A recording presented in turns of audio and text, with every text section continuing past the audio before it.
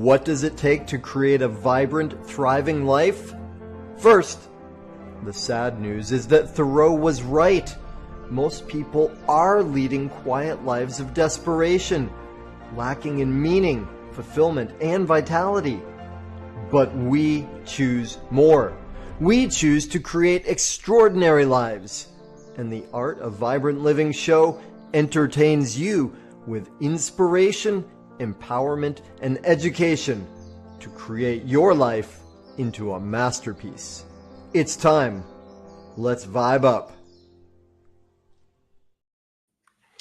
Howdy, hey, aloha, y'all. Welcome to the show. I am Daniel Aaron, your host. This is the Art of Vibrant Living show, and we are about your life getting even more vibrant. We got an amazing show today. Super cool guest. You're going to love this. And question, are you living your greatest life now? Would you like more vibrancy? If so, let's have a conversation. Right? You can reach me, Daniel, at danielaaron.com. I would love to connect with you and learn what's going on. Now, today's guest, holy moly, this dude has a phenomenal pedigree, we could say, in terms of business. And I'll tell you a little bit about that, but really what attracted me most to him and why I so wanted him to be part of our show is because he's creating a movement, really is the best thing I can say, called Achieving Unity. And he's got some phenomenal experiences from his childhood and from the business world that brought him to that. Now, Mark Entrekin is IT and management consultant. He's based in Denver. He's got 30 years of experience in those worlds. He's the CEO and owner of Reality Focused Dynamics. And he's all about helping people maximize their potential, whether that's through agile coaching, professional speaking. But again, the real big draw for me is Achieving Unity, because that is a planetary mission for us. Mark, thank you so much for joining us. Welcome. Reverend Daniel, thank you so much. I am honored every time I have the opportunity to talk with you, the way we share about that vibrant life and achieving unity so that we all can work with each other in creating and maintaining and just expanding that vibrancy everywhere that we go. Absolutely. I love that. Well, and Mark, of course I want to hear from you what is this movement and how are we achieving unity? What can we do with that? And first though, it's not especially for a guy like you with so much business experience, it's not the first thing that I would have expected from you. How did it come about? What's occurred for you that brought you to this focus on achieving unity? That is a great question. And Daniel, the sad part is they say, I like to make it a short story, but it goes way back to the time when I was between the second and third grade, was living in southern Mississippi with family. The work environment wasn't great at the time. So my dad was looking for other places to work. And my mother's sister, my aunt, was out in a small town in southeast New Mexico called Lovington. And the oil industry was booming. My dad was a great manager, great leader. So they asked him to come out there and help in that oil industry to help build all of it's called acidizing and fracturing, would go into the wells and they clean out the lines. And of course, he was awesome for the job, but it moved me, it was at about 7 years old, second grade, third grade, out there from southern Mississippi, which is a more black climate, out to southeastern New Mexico, which may be more of a brown climate. If you want to look into those color processes, as I say that, you'll see later as I try to get away from that. I mean, let me tell you now, red, yellow, black, brown, or white, we all need to be successful in each other's sight. That's the way it needs to be. But for me at the time, there was a lot of prejudice going on, so that move was interesting to me because I had friends of all races. What is the problem? Well, it went from that to going off to college, went to Texas Tech University, mostly a white school. It Hmm. was just that kind of the way the life was. Well, I got married, went into a divorce. Well, wait a minute. Before that happened, Hmm. actually, right after high school, I was injured, critically injured in an automobile accident. And I was back down in Mississippi, about ready to go to college. I had a scholarship at the University of Alabama, and I was injured in an automobile accident, and it was close to Hattiesburg, Mississippi, which again, more of a black community. Well, when they took me into surgery, and it was intensive care, I've got major scars on my head and on my arm and on my back. I had to have a lot of blood. I think it was 9 pints total. Hmm. But the thought process came to me later and said, hmm, did my parents care if that blood that I received, here I was a college student, had a scholarship, were they saying, hey, do you give that blood to my son that is other people that are going to college have scholarships? Is is the blood that you're giving, does that person have tattoos? Did that person smoke? Were they overweight? Were they underweight? What about that blood? What I call it is the love circulation. But did my parents care about that? Now, at the time, I didn't think about it, and they didn't think about it much either because no, that love circulation, that blood was to keep me alive. Hmm. That was what that was the drive behind that. And then I went into got out of luckily I lived, thank the good Lord. After that I went on into college and then got married. In the divorce, our judicial system, justice for all, just isn't there in divorce court. This should not even be of a judicial nature for divorce because we're dealing with children and children's rights. Well, I just had to be going through divorce about the same time as that guy won the lottery, didn't give any money to his children, didn't give any money to his ex-spouse. So all of a sudden they came up with that term, deadbeat dad. Hmm. And every time I went into court, it was one of those situations where, oh, here's a guy, he's getting a divorce, there's children, he's a deadbeat dad. That grouping of people that we do in the process, it just centered. It wasn't me. There was millions of men all around the country, probably around the world. So I went into a group called the Fathers for Equal Rights, FFER, because I was wanting some help. How do I get through this? Went to some attorneys that were fathers' attorneys, fathers' rights attorneys, but it was still just all up to one judge, or in my case, everybody has their own judge. But it was a situation of, well, what is a judge? Well, isn't a judge just another lawyer with 5 or more years of adversarial experience? Adversarial. What does that mean? Well, adversarial. Right, wrong, good, bad, likes you, doesn't like you. The judge likes your hair color, doesn't like your hair color. The judge likes your attitude, doesn't like your attitude. The judge likes the other person's attitude better, the other person's hair better. So that judge gets to make decisions based on their own feelings or opinions and not based on fact or justice for all. Now, it has grown a little bit since then, and I did help in Colorado. They changed that term visitation, which they used to have for the children. One Hmm. parent was a custodial parent, one was a visiting parent, took that term visitation out and put it into parenting time. It wasn't Hmm. visitation time, it was parenting time because no parent must ever be called a visitor in their own Hmm. child's life. So again, just trying to make that quick, that got the process going. And then as my career did very, very well, now I'm in a semi-retirement mode. And I thought, let me take what I know and what I've been through and be able to help more and help others in that process. I run for political office, haven't won yet. I've been involved in everywhere I can. But now, if I can speak more, if I can coach more, if I can help others, I have a podcast every Thursday, 1 o'clock Pacific time, 4 o'clock Eastern time. It's about achieving unity through the power of encouraging, inspiring, and including others. About race, creed, color, sexual orientation, gender, anything, we are all the same.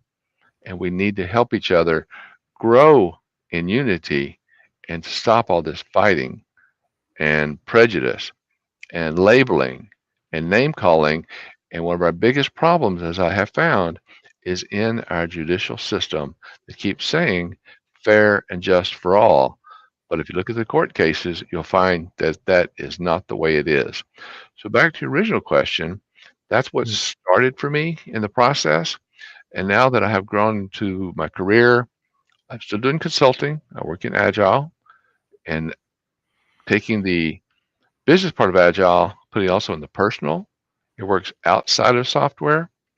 I also work on the divorce and custody processes, and I coach people going through pre-divorce, during the divorce, and post-divorce issues, parenting time, as we talked about.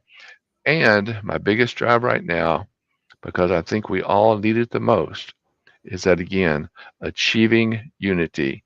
Because even Vice President Harris, former President Trump, all of our legislators, they're picking up on this now too. We all need unity and we all must work together to build a better life for our children and grandchildren of the future. Thank you, thank you. It makes Okay. sense. Part of what I got from what you shared, Mark, is that you had some experiences of division or separation when you were a kid, when you were in your early adulthood, and they came in different formats, whether it was Yes. through divorce court, or in one part of the U.S. where there was one type of racial discrimination or segregation, then to another one. And it sounds to me like you had the experience, the proverbial, you got up to the top of the mountain and you could see down and say, well, they do that there and they do that there, and you could see the patterns that ran through all of this, and it just struck you as being ridiculous. And I'm with you on that. And it's I mean, all of the great spiritual texts point to a truth that we are all the same and we are all one,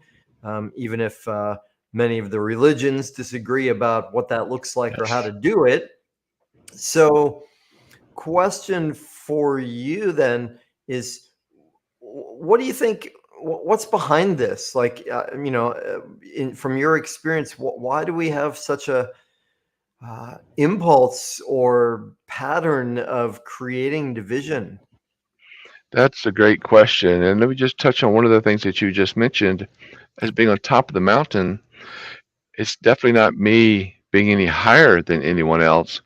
Mm, But I think, like you were saying, it's the vision that I have now that many of us have not seen. And of course, I didn't see except for that path that I took in my mm, life mm, and the turns that I made.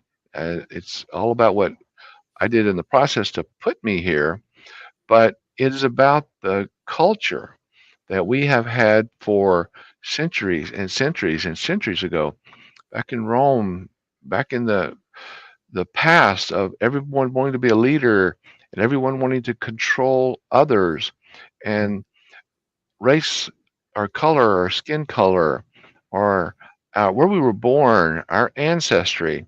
We're always wanting to say one is better than the other when it's not. One of the things that I learned back when I had that accident, back when I was just finishing up, just out of high school, going to college, that auto accident, one thing I learned there was that there are four blood types, four blood groups, mm, and people label them each one differently, but we all have either A, B, AB, or O. And I happen to be A positive, so I'm lucky in a way because the O negative blood can be given to anyone. That's the universal donor. mm, Because I'm an A positive, I could also accept O positive blood. mm, So I mm, was in pretty good shape. But the bottom line is, out of those four, A, B, AB, and O, and there is a positive and negative for each one of them, but the negative is such on the low side. The mm, bottom line is, no matter where we go, if we travel to, I don't know, Scandinavia, if we try to travel to Antarctica or Africa, Japan, China, anywhere, the people there, the Baptists, the Christians, the non-Christians, the atheists, we all have the same blood types. When I had that accident, they didn't have to go out and say, okay, Mark's in surgery. He needs some blood. How many of you here are this? How many of you are that? No. The person, for example, let's say that you're driving down the road and some blankety blank pulls in front of you, that road rage, and you're mad, but then happens you're going to the hospital because your child or your family member is going for maybe just something to get their tonsils out, or maybe just something minor, but they've got to have that IV during surgery. Hmm. Maybe that guy who was just the road rage blankety blank was the one that donated the blood that could help save you or your family or your child. That's the way it works. We are all the same. Mm. And anybody that donates that blood, no matter what their attitude, tattoos, smoke, don't smoke, religion, we are all the same, Daniel, in everything that we do. And that all those things that you mentioned throughout my life that has put me up to the point, not above anyone else, but with others, but just that touch of knowledge that helps me understand and be able to share with others because I've been there, Hmm. that we are all the same. But I will tell you this too, just because when I was in that courtroom, and I'd go into that courtroom and there was all that deadbeat dad syndrome. When I was in that courtroom, there was no doubt there was a lot of judges and a lot of attorneys that, ooh, bad, ooh, ooh. But when I leave that courtroom, I was just a normal person again. Mm. People of different cultures, red, yellow, black, brown, or white, their problems are 24 hours a day, 7 days a week. My Mm. problems were just in the courtroom. Mm. Again, judges and lawyers and the people who worked in the court system that had those prejudices or believed in that way of life, that's when I had the problems. Other people have these problems 7 days a week, 24 hours a day, and that's why we've got to work toward achieving unity through that power of Mm. encouraging others, inspiring others, and including others personally and professionally. That's great. Thank you. I love that. And it's Thank a you. beautiful symbolism and metaphor that you bring in about the blood and that experience you had when you'd had the dangerous car accident there. Right. It's not one that I ever thought of before, and certainly we all have some degree of judgment in us and racial bias, right? It's impossible to have none. Um, and we often think about organs when it's an organ transplant, and there's lots of cases where organs contain some connection to the donor, right? And people have had dreams and solved murders and character istics, but we never think about it blood. And what I love about what you shared with that is, well, when push comes to shove, nobody's asking what race or creed that blood came from, because life is on the line. So how do we get to a realization that in less life-threatening, dire circumstances as that, although you could make the argument that we are in dire circumstances We, on the planet now because of the division, but how do we create more of a urgency for overcoming these divisions? that is probably one of the best questions to bring into our schools, each and every one of our schools. And I want to do this to the 10th through the high school, 10th through 12th grade. I want to speak to more of those schools. I want to speak to more universities because what we need to think about as we become more diverse, and I do Mm. teach at the University of Denver. So we have a great program from people around the world, different ancestries. Mm. But to realize that that person that you're talking with, that person that may have got to the chair that you wanted in your classroom before you did, that person that did create that road rage is the same as you. They may have the same blood type as you, or if you needed it, they may have the blood that you could use to save your life or your family member's life. And there is no value to the word anger. Anger. Actions not gaining effective results. For us to get mad at someone, to have anger, It just creates actions not gaining effective results. There's no reason to be angry. Now, am I saying I don't ever get angry? Sure, I do. But it's that control of that anger. That's what's most important, Daniel. Because as you mentioned, that we all do it, and we do. And our culture teaches us or has taught us to carry that anger forward. And what I teach, preach, and reach is to be able to say, when you have that anger, go from the ANGER, that action is not gaining effective results, to calm, CALM. Mm, Canceling anger leads motivation. mm, Canceling anger leads motivation. So we can cancel that anger. Yes, we got angry. I've been there. I've done it. Can't say I haven't done it today.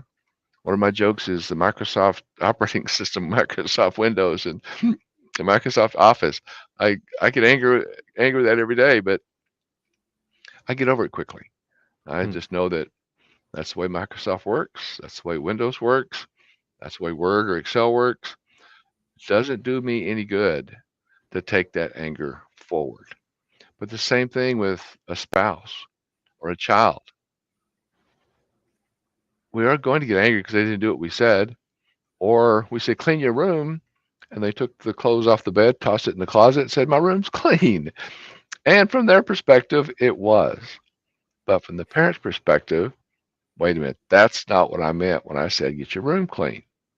So that part of the process I try to bring forward is us being able to break things down when we're talking to other people.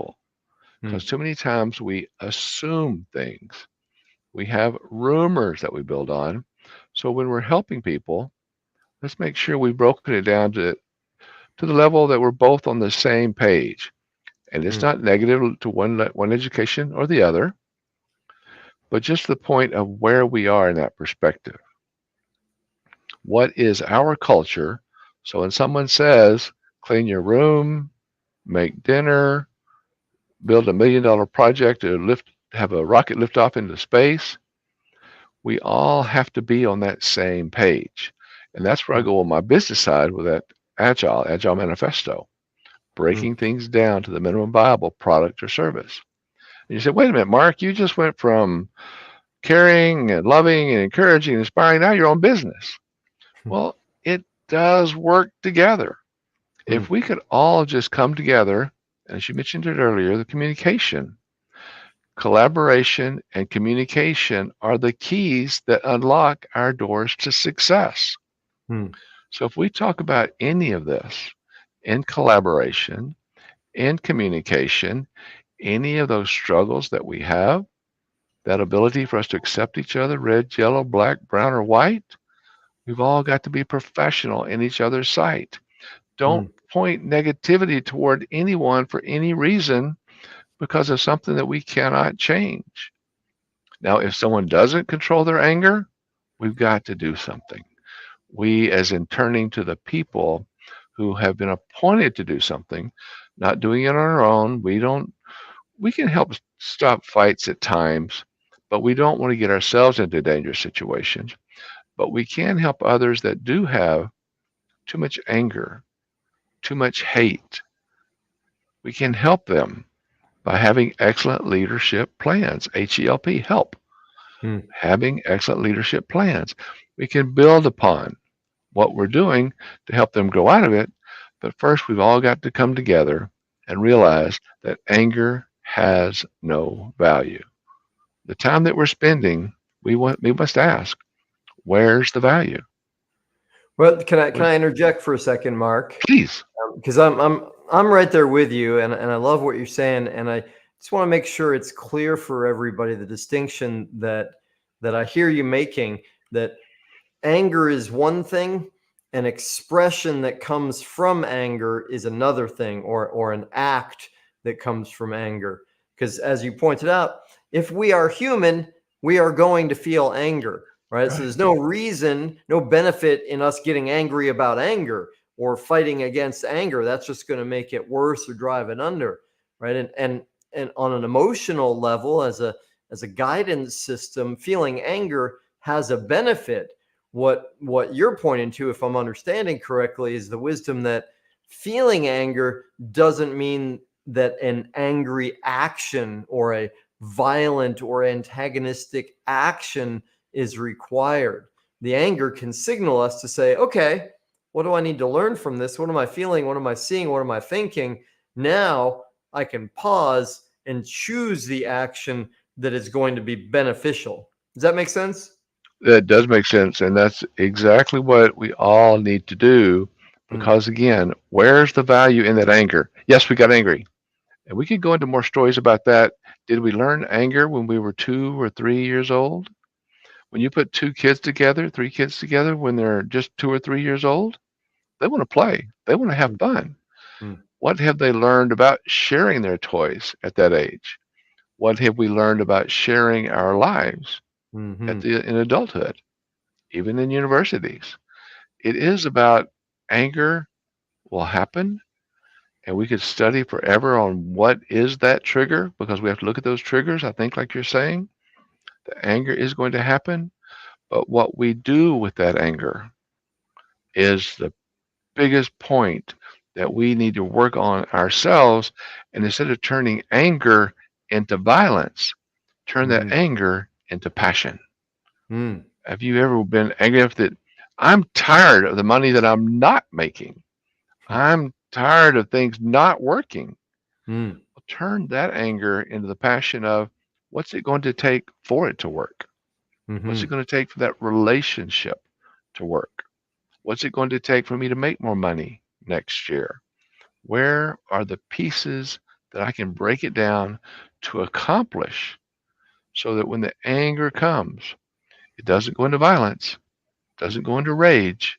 Instead, it goes into the passion to take ourselves to that next step that resolves the anger and builds a better world for you, me, and everyone around us.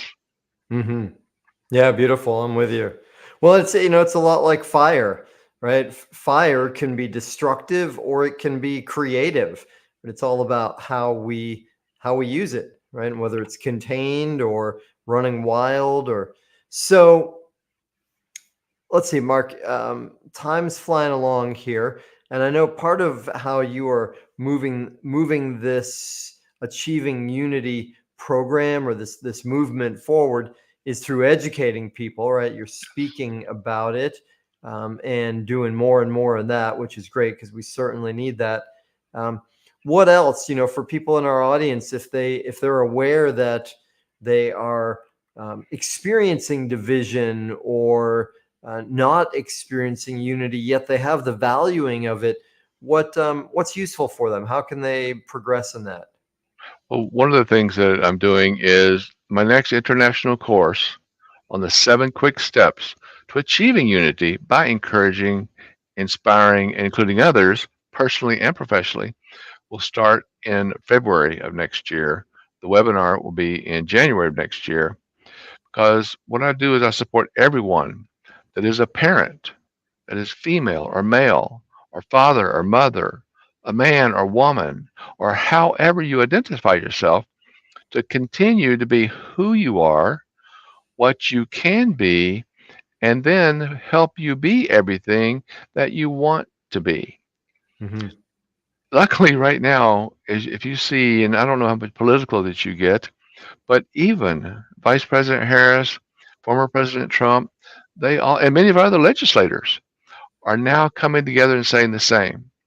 Hmm. We must shift out of yesterday's hurtful culture.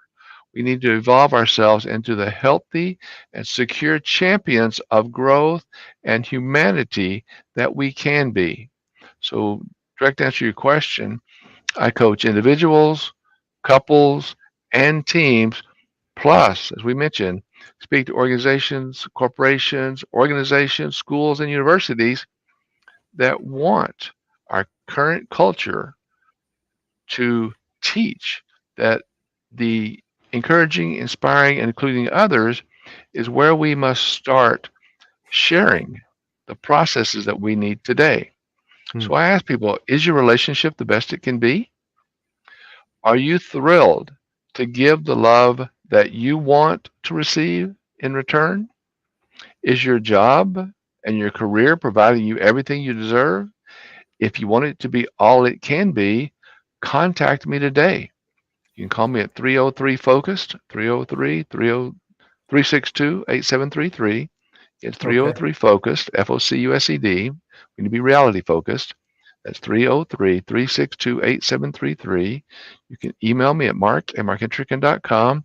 Go to my site, www.markentrican.com or www.achievingunity.com. And let's work together to help each other in that process. Get on one of my coaching programs. Let's work Okay. together to help you grow forward.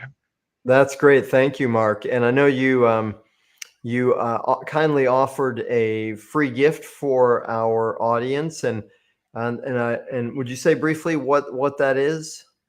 Absolutely. Thank you for bringing that up, Daniel. We have the Achieving Unity Guide, and that talks about the anger. And as I mentioned a few minutes ago, anger, ANGER, is nothing more than actions not gaining effective results.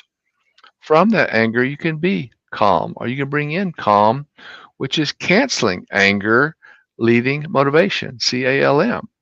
Well, then from there, there's hate. Well, what is hate? Well, hate is having accelerated, troubled expectations. We hate something, we're expecting something. Hmm. HATE, having accelerated, troubled expectations. So, what do we do then? Well, there we go to HELP, HELP, which is, as I mentioned earlier, having excellent leadership plans. Because if we plan for something, we won't have that hate because we're having those troubled expectations. And then for prejudice, the same thing. We need to turn prejudice from where it is today to stopping prejudice because we want to turn prejudice, PREJUDICE, into positive reactions echoing justice, understanding, deliberate inclusion, creating excellence. That's where prejudice needs to be. Positive reactions echoing justice, understanding, deliberate inclusion, creating excellence. That's Hmm. what we need to be. And that's where that guide brings us together. That guide talks about all of these ideas and helps us not only read them, but put them into our daily life because we can read them all day long. But putting them into our daily life is the next step to creating the solutions, one reality at a time. Perfect. That's great. Thank you, Mark. So I'll just make that even more clear for folks. You can get Mark's free guide by going to his website and just scroll down on the homepage. And his website is markentrekin.com. And if y'all are listening, not here, not watching, I'll spell it for you. It's MarkEntrekin.com, right?